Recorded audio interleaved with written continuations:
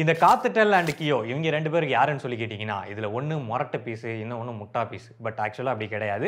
ஐஎஸ்பிஸ்ன்னு சொல்லுவாங்க, internet service providers. நமக்கு இன்னைக்கு கிடைக்கக்கூடிய நெட்வொர்க் வந்து, அதாவது இன்டர்நெட் வந்து பல்வேறு விதங்களில் நம்மளை வந்து சேர்ந்தாலும் காமனாக ரெண்டு நெட்வொர்க் டைப்பை தான் யூஸ் பண்ணுறோம். ஒன்று நம்ம ஃபோனில் சிம்மை போட்டு அது மூலமாக டவர் மூலமாக கனெக்ட் பண்ணி ஒரு நெட்வொர்க் டைப் யூஸ் பண்ணுறோம்.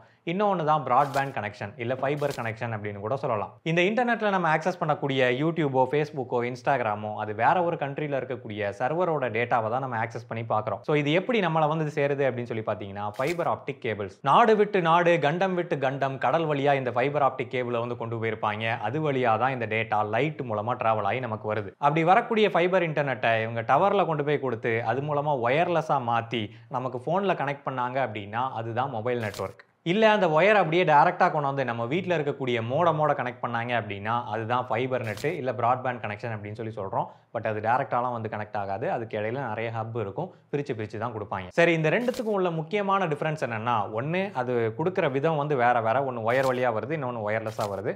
பட் நம்ம ரீசார்ஜ் பண்ணும்போது பார்த்தீங்க அப்படின்னா நம்ம மொபைல் நெட்வொர்க்குக்கு ரீசார்ஜ் பண்ணும்போது டேட்டா லிமிட்டுக்காக ரீசார்ஜ் பண்ணுவோம். ஒரு நாளைக்கு 1.5 GB தான், ஒரு நாளைக்கு 2 GB தான் அந்த மாதிரி.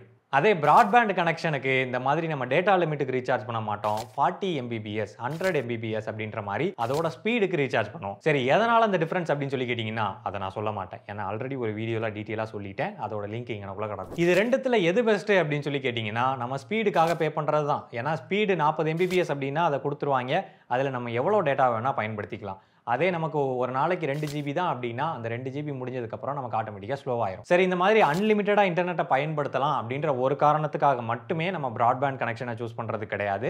அது ஒயர் மூலமாக கனெக்ட் ஆகுது அப்படின்றதுனால அதோட கனெக்ஷன் வந்து ரிலையபிளாக இருக்கும். அதே மாதிரி ஒவ்வொரு புது கனெக்ஷன் எடுக்கும் போதும் இது ஒயர் வழியாக தான் போகும் அப்படின்றதுனால ஸோ ஒவ்வொரு கனெக்ஷனுக்கும் இந்த ஒயரை எக்ஸ்டெண்ட் பண்ணி தான் கொடுக்குற மாதிரி இருக்கும். ஒரு சிட்டிக்குள்ள பாப்புலேட்டடான ஏரியாவில் இது வந்து கன்வீனியன்ட்டான ஒரு விஷயம். அதே மாதிரி காஸ்ட்டும் வந்து கம்மியாகும், ஒயர் காஸ்ட். இதே கொஞ்சம் சிட்டிக்கு அவுட் சைடில் வீடுகள் தள்ளி தான் இருக்கும். அங்கே எல்லாரும்லாம் ஃபைபர் கனெக்ஷன் வாங்க மாட்டாங்க. ஒரு வீட்டில் வாங்கியிருக்காங்க அப்படின்னா ஒரு 100 வீடு கழிச்சு தான் இன்னொருத்தங்க தான் வாங்குவாங்க. அப்படின்ற பட்சத்தில் இந்த ஒயர் ரொம்ப லெங்க்தாக போடுற மாதிரி இருக்கும். ஸோ அப்படின்ற சமயத்தில் அது ஒரு காஸ்ட் எஃபெக்டிவான சொல்யூஷனாக இருக்காது. அதுக்காக கொண்டு வரப்பட்டது தான் இந்த ஏர் ஃபைபர் அப்படின்ற கான்செப்ட். இந்த ஏர் ஃபைபர் அப்படின்றது ரொம்ப பெரிய விஷயம்லாம் ஒன்றும் கிடையாது. நம்ம ஃபோனில் போடக்கூடிய சிம் எடுத்துகிட்டு போய் ஒரு டப்பாக்குள்ளே போட்டு அந்த டப்பாவை கொண்டு மொட்டை மாடியில் வச்சுட்டு திரும்ப அதுலேருந்து ஒரு ஒயரை எடுத்துகிட்டு வந்து அதை நம்ம மோடமில் கனெக்ட் பண்ணி அதுலேருந்து ஒய்ஃபை மூலமாக நம்ம எல்லாத்துக்கும் யூஸ் பண்ணோம் அப்படின்னா இதுதான் ஏர் ஃபைபர். இதில் சில அட்வான்டேஜும் இருக்குது, சில டிஸ்அட்வான்டேஜும் இருக்குது. அட்வான்டேஜ் என்னென்னா நம்ம இதுலேயும் வந்து ஸ்பீடுக்காக தான் பே பண்ண போகிறோம். எவ்வளோ வேணால் இன்டர்நெட்டை யூஸ் பண்ணிக்கலாம். டிஸ்அட்வான்டேஜ் என்னென்னா இது ஒரு ஒயர்லெஸ் கனெக்ஷன். பிராட்பேண்ட் ஒயர் கனெக்ஷனை பொறுத்த வரைக்கும் 40 MBPS ஸ்பீடு கொடுக்குறாங்க அப்படின்னா அந்த 40 MBPS கான்ஸ்டன்ட்டாக மெயின்டைன் ஆகும், எந்த விதமான லேகும் இருக்காது.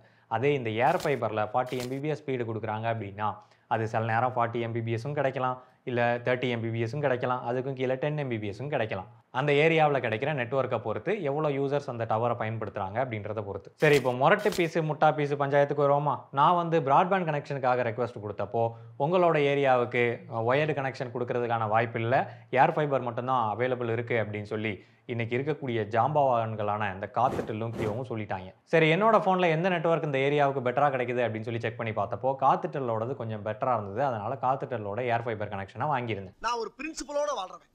கியோ நெட்வொர்க்கை பொறுத்த வரைக்கும் நான் ஃபோனில் டவுன்லோட் பண்ணி பார்க்கும்போது 5G நெட்வொர்க் நல்லாவே கிடைச்சிது. ஆனால் அப்லோட் ஸ்பீடு சரியாக கிடைக்கல. ஏன்னா நமக்கு முக்கியமானது அப்லோடு தான் பண்ணணும் அப்படின்றதுனால அந்த அப்லோட் ஸ்பீடு ரீச் ஆகலை அப்படின்னு சொல்லி கியோவை தேர்ந்தெடுக்கல. சரி, காத்துட்டல் தான் நல்லா ஒர்க் ஆகுது அப்படின்னு சொல்லி நானும் காத்துட்டலில் யூஸ் பண்ணிட்டு இருந்தேன். பட் கரெக்டாக நம்ம எப்போ அப்லோட் பண்ணுறோமோ, அதாவது ஈவினிங் ஒரு 6 மணி 7 மணிக்கு நம்ம அப்லோட் டைமில் வீடியோவை அப்லோட் பண்ணும்போது அந்த சமயத்தில் இந்த காத்துட்டல் படுத்துருது. 6 மணிக்கு மேலே ஆட்டோ ஓடாது. 40 MBPS கிடைக்க வேண்டியது 10 MBPS 8 MBPS இந்த மாதிரி ஸ்பீடு தான் கிடைச்சிட்டு இருக்கு. அப்போ வேற ஒரு நல்ல நெட்வொர்க்கு இல்லை பிராட்பேண்ட் கனெக்ஷனுக்கு நானே ஒயருக்கான காசு கொடுக்குறேன், எனக்கு பிராட்பேண்ட் நெட்வொர்க் கனெக்ட் பண்ணி கொடுங்கடா அப்படின்ற மாதிரிலாம் பேசிக்கிட்டு இருக்கும்போது நம்ம இன்டர்நெட்ல தேடிட்டு இருக்கும்போது அதை கியோ வந்து ஃபாலோ பண்ணிட்டு இருந்திருக்காங்க. ஒவ்வொரு மூவி அவன் வாட்ச் பண்ணிக்கிட்டே இருக்கான். ஸோ கியோ கம்பெனிலேருந்து வாயாமல் ஃபோன் பண்ண ஆரம்பிச்சிட்டாங்க. நாங்கள் ஏர் ஃபைபர் நல்லாவே பண்ணி கொடுக்குறோம், நீங்கள் ஏன் எங்களை ட்ரை பண்ணி பார்க்கக்கூடாது அப்படின்னு சொல்லிட்டு. அப்போ நான் என்ன சொன்னேன்னா, உங்கள்கிட்ட ஒரு 1000 ரூபாயை கொடுத்துட்டு நான் பட்ட பாடு எனக்கு தான் தெரியும், நீங்கள் 3 மாதம் கழிச்சு தான் ரீஃபண்ட் பண்ணீங்க, அதுவும் வீடியோலாம் போட்டதுக்கு அப்புறம் தான், இனி உங்கள்கிட்ட காசை கொடுத்து ஏமாறுறதுக்கு நான் தயாரில்லை அப்படின்னு சொல்லி தெளிவாக சொல்லிட்டேன். ஏற்கனவே உங்ககிட்ட அடி வாங்கினது பத்தாதா நானு? ஆனால் எனக்கு கியோல இருந்து ஒரு ஸ்பெஷலான ஒரு ஆஃபர் ஒன்று கொடுத்தாங்க. 51 நாளைக்கு நீங்கள் ஏர் ஃபைபரை வந்து யூஸ் பண்ணி பாருங்கள். உங்களுக்கு சாட்டிஸ்ஃபை ஆச்சு அப்படின்னா நீங்கள் கண்டினியூ பண்ணுங்கள். இல்லை அப்படின்னா நாங்கள் ப்ராடக்ட்டை ரிட்டர்ன் எடுத்துக்கிறோம் அப்படின்ற மாதிரி சொல்லிட்டாங்க. அந்த நாய் அப்படி எல்லாம் பண்ணாது. இவங்க அவ்வளவு யோக்கியமாலாம் இருக்க மாட்டாங்களே அப்படின்னு சொல்லி நானும் யோசிச்சுட்டு இருக்கும்போது சரி ஓகே கனெக்ட் பண்ணி தான் பார்ப்போமா எப்படி இருக்குது அப்படின்னு சொல்லி கனெக்ட் பண்ணுங்க அப்படின்னு சொல்லி சொல்லிட்டேன். கனெக்ட் பண்ணுங்கன்னு சொன்னதுக்கு அப்புறமா வீட்டில் நேராக ஆள் வந்துட்டு சொல்கிறாரு, சார் இது 51 நாளைக்கு ஃப்ரீ இருக்குது, ஆனால் அதுக்கு நீங்கள் ஒரு சின்ன வேலை மட்டும் பண்ணணும், ஒரு சிம் கார்டு மட்டும் வாங்கணும், அதோட விலை 399 ரூபா.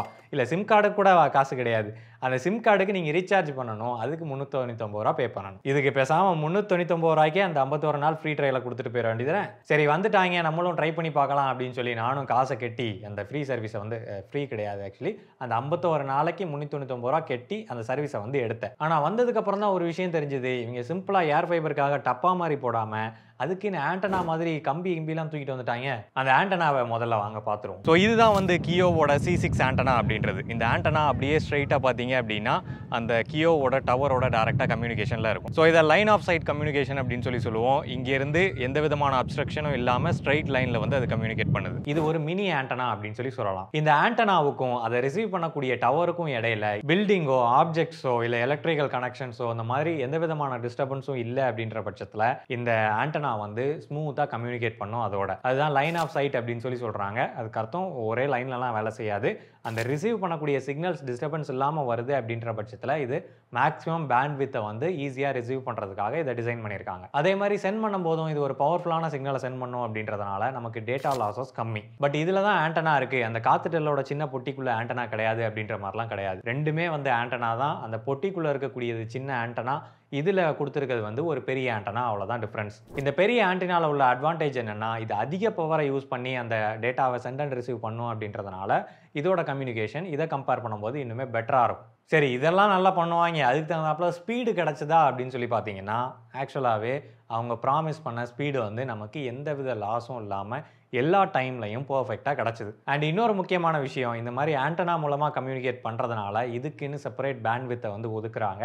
ஸோ அப்படின்ற பட்சத்தில் நமக்கு அந்த டவர் டிராஃபிக் ஆனாலும் கூட நமக்குன்னு இருக்கக்கூடிய பேண்ட்வித்தில் நமக்கு கம்யூனிகேஷன் ஸ்மூத்தாக இருக்கும். ஸோ நான் இனிஷியலாக 40 MBPS வாங்கியிருந்தேன், சரி அப்கிரேட் பண்ணி பார்க்கலாம் அப்படின்னு சொல்லி 100 MBPS வாங்கியிருக்கேன். இந்த 100 MBPSலையும் வந்து இது நிஜமாவே நல்ல ஒரு அவுட்புட்டை கொடுக்குதுன்னு சொல்லலாம். எனக்கு எந்த விதமான லேக்கும் இல்லை, எப்போ டவுன்லோட் பண்ணாலும் அப்லோட் பண்ணாலும் எனக்கு வந்து அந்த கம்யூனிகேஷன் ஸ்மூத்தாக இருக்குது, நமக்கு டாப் ஸ்பீடு எப்போவுமே வந்து அச்சீவ் ஆகுது. பட் இந்த ஏர் ஃபைபர் ப்ளஸில் 100 MBPS வரைக்கும் தான் மேக்ஸிமம் ஸ்பீடு நமக்கு கொடுக்குறாங்க. அதே ஏர் ஃபைபர் மேக்ஸ் அப்படின்ற ஒன்று கொண்டு வந்திருக்காங்க, அதில் பார்த்தீங்கன்னா 300 MBPS 500 MBPS அண்ட் 1 Gbps வரைக்கும் கூட ஸ்பீடு கொடுக்குறாங்க. பட் ஒயர்லெஸில் 1 Gbps அந்தளவு எஃபெக்டிவாக கிடைக்குமா அப்படின்றது டவுட் தான். நம்ம ஏரியாவுக்கு இன்னும் அந்த மேக்ஸ் அப்படின்றது வரல, வந்ததுக்கப்புறம் அதையும் டெஸ்ட் பண்ணிடுவோம். இது வந்து என்னோட பர்சனல் ரிவ்யூ தான், ரெண்டத்தையும் டெஸ்ட் பண்ணி பார்த்து அதுக்கப்புறமா தான் வீடியோ போடுறேன். ஸோ உங்களுக்கும் ஏர் ஃபைபர் தான் ஒரே ஆப்ஷனாக இருக்குது அப்படின்ற பட்சத்தில் நீங்களும் வந்து இந்த கியோவோட ஏர் ஃபைபரை ப்ரிஃபர் பண்ணுறது பெட்டர்.